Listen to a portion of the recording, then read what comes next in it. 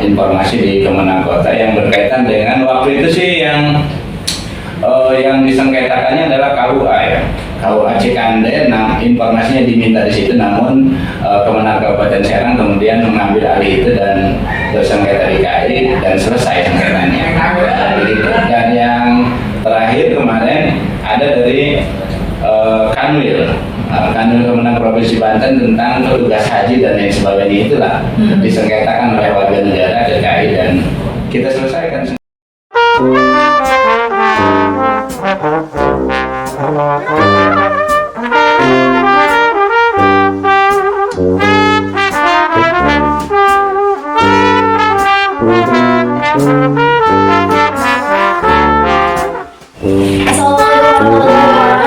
Jumpa lagi di podcast Kemenang Kabupaten Serang. Kali ini kita bakalan membahas terkait tentang seputar informasi. Narasumber kali ini bersama saya dari Komisi Informasi Provinsi Banten. Assalamualaikum Bapak. Waalaikumsalam warahmatullahi wabarakatuh. Ya, beliau adalah Bapak Nana Subana. Podcast Mini, obrolan menarik menuai inspiratif. Terkait tentang informasi, kita membahas tentang informasi. Tentunya percepatan informasi di zaman digital kali ini lebih cepat ya Pak ya. Penyangkalannya juga, upaya-upaya yang memang dilakukan, banyak penyebaran yang memang sangat amat luas dan juga cepat. Kita bakal nanya dulu nih Pak, terkait tentang Komisi Informasi sendiri itu apa sih Pak? Baik, terima kasih. Komisi Informasi itu adalah lembaga yang dibentuk oleh Undang-Undang 14 2008 dan tentang keterbukaan informasi publik. Semangatnya sendiri adalah bahwa kehadiran lembaga KAI ini mendorong setiap badan publik pemerintah itu menjadi terbuka terhadap publik. Jadi apapun informasi yang dimiliki oleh badan publik yang berkaitan dengan hak-hak warga untuk tahu atas informasi publik itu dipenuhi. Dorongannya dari lembaga Komisi Informasi Provinsi Banten kalau di provinsi, begitu kira-kira. Dan ada satu lagi, menurut Undang-Undang 14 2008 itu bahwa KAI itu tugasnya hanya satu sebetulnya, menerima, memeriksa dan memutus sengketa informasi publik. Gitu. Jadi ada sengketa informasi publik yang kita selesaikan di Komisi Informasi. Menerima, memeriksa dan memutus sengketa informasi publik. Memeriksa dan memutus sengketa informasi publik. Yeah. Sengketa informasi itu apa? Sengketa informasi itu terjadi bila ada warga negara meminta informasi, memohon informasi terhadap badan publik Kemenang misalkan. Yeah. Kemenang kan badan publik karena dia menggunakan anggaran negara. Maka menurut Undang-Undang 14 itu di ketentuan umum disebut bahwa lembaga yang menerima uang negara sebagian atau seluruhnya dia adalah badan publik dan memiliki kewajiban untuk memberikan informasi publik kepada warga. Terjadi sengketa informasi publik sekali lagi jika warga negara meminta informasi publik tapi badan publik tidak memberikan dalam waktu yang ditentukan. Nah, gitu waktunya ya. Ya. Itu berarti apabila memang ada permasalahan terkait sengketa publik itu ke KAI, ke Komisi Informasi Publik diselesaikan di sana. Oh iya, sekarang jadi paham nih Pak Ustaz. Kalau bentuk informasi layanan publik sendiri apa aja tuh Pak informasinya? Lagi-lagi karena kita ini sedang menjalankan Undang-Undang 14 2008 tentang keterbukaan informasi publik, ada dua jenis informasi di undang-undang itu yang diatur. Yang pertama informasi itu kan bisa saja berupa berita dan lain sebagainya, layanan berita, tapi kalau yang menjadi konsen Komisi Informasi adalah informasi publiknya. Jadi ada informasi publik namanya. Informasi publik itu disediakan, disimpan oleh sebuah badan publik. Contoh konkretnya begini deh, kalau Kemenang sedang melakukan kegiatan dimuat dalam semua media, itu namanya informasi. Tapi kalau Kemenang mengeluarkan keputusan terhadap yang menjadi kewenangan Kemenang, itu hasilnya diinformasikan kepada masyarakat, itu namanya informasi publik. Karena jadi begitu. Informasi publik Kemenang tidak mungkin dimiliki oleh lembaga lain, begitu kira-kira. Tapi kalau informasi yang ada di Kemenang bisa saja dimiliki oleh media-media lain untuk diberitakan. Oh iya, jadi terkait contohnya mungkin ya Pak, kalau misalnya saya tangkap. kayak misalkan informasi terkait haji dan kan kalau misalkan di Kemenag itu kan ada dua fungsi kan Kemenag, ada fungsi agama dan memang fungsi pendidikan. Ya. Mungkin informasi kan sekarang Kemenag sudah mulai merambah ke digitalnya lumayan mengikuti perkembangan zaman lah ya. Baik. Semua media sosial, Instagram, Facebook, lalu sekarang ada juga podcast gitu kan. Ini menjadi salah satu alat untuk menyebarkan informasi. Baik. Termasuk salah satunya yaitu informasi publik. Informasi Mungkin publik. kalau sekarang lagi ramai terkait PPDB Baik. dan pendidikan Ya. ya Pak ya. Ya. Kalau di bidang keagamannya mungkin ada haji. Haji. Iya, itu juga menjadi salah satu awasan dari KI ya Pak. Jadi KI itu hanya diberi kewenangan menyelesaikan sengketa informasi publik yang pertama, namun kemudian standar layanan informasi publiknya itu KI yang membuat. Nah, jadi KI pusat mengeluarkan standar layanan informasi publik menurut undang-undang dan itu harus diikuti oleh seluruh badan publik. Nah, begitu. Jadi ada standar layanan informasi publiknya. Iya. Begitu. Kalau di kan kemana termasuknya ke badan publik ya Pak? Badan publik Kalau dong. gitu. Iya. Karena memang ya pemilik anggaran dari negara. Baik, ya. Ini kan sih ada sinergitas nih Pak antara KI dan juga Kemenag. Menurut dari pihak KI sendiri terkait layanan informasi yang memang Kemenag lakukan nih sampai di detik ini bagaimana nih Pak sebagai bahan evaluasi kita juga apakah memang penyebaran informasi untuk layanan keumatan kita sudah benar atau memang masih kurang, apa yang harus diperbaiki atau gimana itu Pak? Baik, standarnya itu kan sebetulnya ada 3 informasi yang harus dimiliki oleh sebuah badan publik termasuk Kementerian Agama di Kabupaten Serang misalnya. Standar itu yang pertama, sebuah badan publik menurut standar layanan yang ada di undang-undang itu harus memiliki informasi yang tersedia setiap saat. Tersedia setiap saat itu informasi tentang kelembagaan, struktur dan lain sebagainya itu harus masyarakat harus tahu. Memberitahukannya lewat medsos, lewat website itu soal teknis ya, tapi yang pasti informasi itu harus update. Yang selanjutnya, sebuah badan publik juga harus memiliki informasi yang wajib diumumkan secara berkala. Salah satunya informasi keuangan. Nah, informasi keuangan itu menjadi bagian dari informasi yang wajib diumumkan secara berkala. Berkala itu maksimal 6 bulan sekali. Nah, jadi dia harus mengumumkan itu apa yang digunakan, uang negara yang digunakan oleh Kemenag untuk apa kan itu harus diupdate terus menjadi sajian informasi publik milik Kemenag. Gitu. Satu lagi Pak, tadi ada 3. Yang satu lagi, sebuah badan publik dia harus memiliki informasi serta-merta. Informasi serta-merta itu biasanya berkaitan dengan kebencanaan, pandemi dan lain sebagainya itu harus misalkan Kemenag menerapkan bahwa untuk layanan Kemenag saat pandemi itu diumumkan melalui media ini itu penting diinformasikan. Kalau mesti datang ke kantor dan sebagainya ini disebut informasi serta merta. Ya berkaitan dengan kebencanaan dan lain sebagainya, hal-hal yang darurat. Begitu. Jadi ada 3 jenis informasi yang mesti dimiliki oleh badan publik. Yang pertama tadi harus tersedia setiap saat. Terus yang kedua yang wajib diumumkan secara berkala namanya pada undang-undang begitu. Yang kedua yang secara berkala dan yang ketiga adalah serta merta. Memang ketika ada hal yang tidak terduga dan lain sebagainya mungkin yang maksudnya Pak. Iya.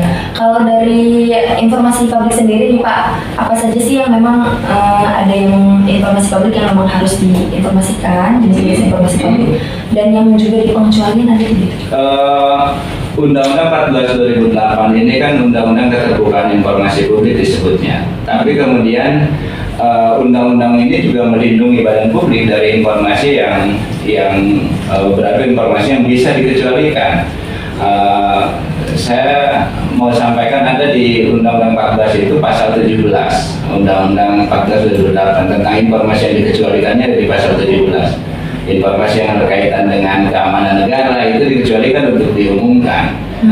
Kemudian ada informasi tentang data pribadi. Data pribadi itu bukan nama ya, tapi data pribadi itu alamatnya, rekening dan sebagainya itu masuk data pribadi. Kalau tanpa persetujuan dari orangnya itu tidak boleh diumumkan. Begitu. itu yang kira-kira ukuran informasi yang dikecualikan. Saya kira kalau di negara banyak ya informasi pertahanan negara tidak boleh, seperti pembelian senjata dan lain sebagainya itu tidak boleh dipublish karena itu berkaitan dengan keamanan negara dan pertahanan.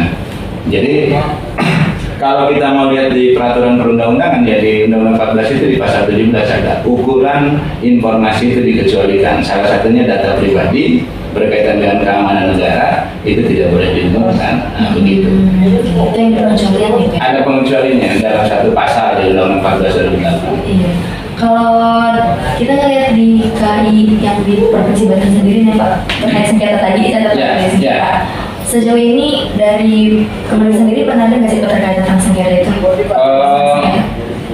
Sepanjang di periode 2019-2023 ini periode KI 2019-2023 baru ada 2 atau 3 register yang berkaitan dengan Kemenang Kabupaten Serang pernah disengketakan oleh warga negara tentang informasi yang memang itu sebetulnya bisa diberikan tapi mungkin ada miskomunikasi kemudian disengketakan KI dan akhirnya bisa diberikan informasi di Kemenang Kota yang berkaitan dengan waktu itu sih yang disengketakannya adalah KUA ya.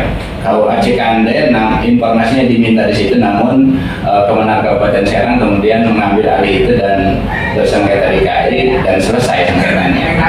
Begitu. Dan yang terakhir kemarin ada dari Kanwil Kemenang Provinsi Banten tentang petugas haji dan lain sebagainya itulah disengketakan oleh warga negara ke KI dan kita selesaikan sengketanya karena sengketa di KI itu sifatnya sukarela. Kalau dua belah pihak sudah sepakat untuk menyepakati memberi atau tidak memberi ya selesai urusannya begitu. Jadi ada mediasi di Komisi Informasi. Iya. Jadi Komisi Informasi ini lebih ke penyelidikan mediasi sih Pak gimana?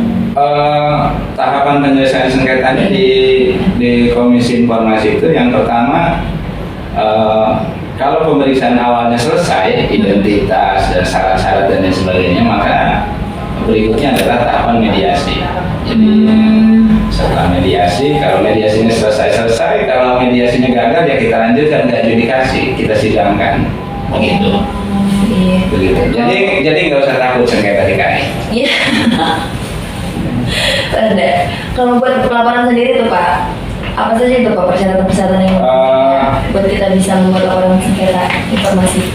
Sebetulnya kalau ke KI itu sifatnya adalah permohonan penyelesaian sengketa namanya, bukan laporan sengketa ya. Tapi dalam etika beracara kita disebutnya permohonan penyelesaian sengketa informasi. Syaratnya adalah si pemohon itu adalah warga negara Indonesia, boleh sendiri atas nama pribadi, boleh atas nama badan hukum itu misalkan lembaga yang berbadan hukum mengajukan sengketa boleh, atau kelompok orang juga boleh, 1 atau 2 orang atau lebih mengajukan sengketa itu boleh ke KI. Jadi 3 jenis, perorangan, kelompok orang dan organisasi berbadan hukum itu salah satu syarat administratifnya begitu. Berarti memang perorangan pun bisa ya? Bisa, warga negara Indonesia ya. Penting warga negara Indonesia. Warga negara Indonesia. Nah, begitu. Oke. Tadi terkait upaya udah dijelasin kan Pak Ya. tentang upaya penyelesaian sengketa Ya. dijelaskan. Kalau ini sih Pak yang memang ada di bawah, kalau itu namanya apa sih Pak?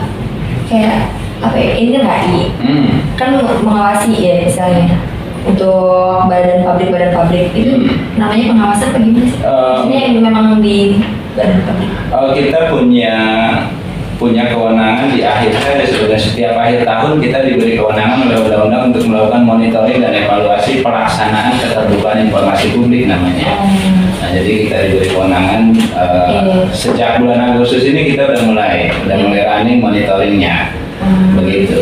Kalau yang di bawah kewenangan KI sendiri Pak, lembaga publik, badan publik yang memang di bawah kewenangan KI ini ada berapa di Banten? Jadi kalau KI provinsi itu menurut Undang-Undang 14 diberi kewenangan memonitoring badan publik yang ada di wilayah provinsi itu. Kalau kemenangnya ya kemenang provinsi, kalau KPU-nya KPU provinsi, Bawaslu provinsi, Polda, Korem, Pengadilan Tinggi itu menjadi kewenangan, dan kemudian Pemprov Banten dengan beberapa dinasnya itu menjadi kewenangan, dan kabupaten kota, pemerintah kabupaten kota. Oh, termasuk kabupaten kota masuknya ke Iya. KI provinsi? Pak? Iya, pemerintah, karena di Banten sendiri KI masih baru di provinsi, dan di Indonesia itu baru ada 6 KI kabupaten kota, itu juga berdasarkan kebutuhan kewilayahan. Begitu, jadi kalau di Banten baru di provinsi aja. Kalau Banten berarti berada di provinsi sama saja. Ya. Termasuk Kabupaten Serang, kemana Kabupaten Serang juga berada di bawah kabupaten provinsi KI provinsi Banten ya Pak? Iya, kalau ada penyelesaian sengketa pasti ke KI provinsi. Tadi terkait tentang informasi publik, komisi informasi provinsi Banten dan sebagainya. Saya mau nanya nih Pak terkait tips dari KI sendiri sih Pak, pesannya gitu dari pihak KI sendiri untuk badan-badan publik yang dari provinsi Banten apa saja Pak? Baik, sejak KI Provinsi Banten, Komisi Informasi Banten berdiri tahun 2011 sampai sekarang, pesannya tetap kepada seluruh badan publik untuk terus membuka akses warga untuk bisa mengakses informasi publik. Layanan informasi publiknya harus standar. Standarnya itu bisa dilihat di Peraturan KI Nomor 1 Tahun 2021 tentang standar layanan informasi publik. Jadi informasi publiknya itu harus bisa diakses masyarakat dengan mudah, cepat dan berbiaya ringan. Nah, begitu. Jadi kalau tadi bilang ada medsos, percepatan teknologi informasi, itu tujuannya mudah-mudahan memudahkan warga untuk bisa mengakses informasi publik di sebuah badan publik. Jadi kalau sarannya ya terus terbuka badan publik sesuai peraturan perundang-undangan, kan begitu. Iya. Termasuk Kementerian Agama Kabupaten Serang, ya begitu. Iya. Alhamdulillah ya Pak, ngobrolnya tadi kan terkait tentang sarannya yang Kementerian Agama terus berupaya ya Pak ya. Baik. Untuk penyebaran informasi ini, salah satunya adalah melalui media podcast ini. Mudah-mudahan kedepannya mungkin KI dan Komisi Informasi sendiri dan Kementerian Agama Kabupaten Serang bisa bersinergitas bersama ya Pak. Baik. Mungkin itu saja pembahasan kita Bapak di season kali ini. Mudah-mudahan ada kesempatan lain untuk kita bisa ngobrol lebih jauh lagi nih Pak terkait tentang Komisi Informasi, karena jujur saja masih terlalu awam sih Pak bagi kita terkait dengan Komisi Informasi sendiri gitu. Dan terkait upaya-upaya Kementerian Kabupaten Serang juga ya terus berupaya untuk memberikan layanan informasi yang memang bersifatnya keumatan, yang terus mengikuti perkembangan zaman, baik itu melalui media sosial, website, dan bahkan sekarang menghadirkan podcast. Mudah-mudahan tadi doanya kita bisa ini menjadi hal-hal yang memang memudahkan gitu Pak untuk menyebarkan informasi sendiri. Oke, kita tutup season podcast pada season kali ini. Saya ucapkan terima kasih banyak kepada Bapak Nana. Sukses terus Kemenang Kabupaten Serang. Iya. Yang sudah menyempatkan hadir untuk menjadi narasumber pada kali ini. Saya ucap pamit undur diri. Wassalamualaikum warahmatullahi wabarakatuh. Waalaikumsalam.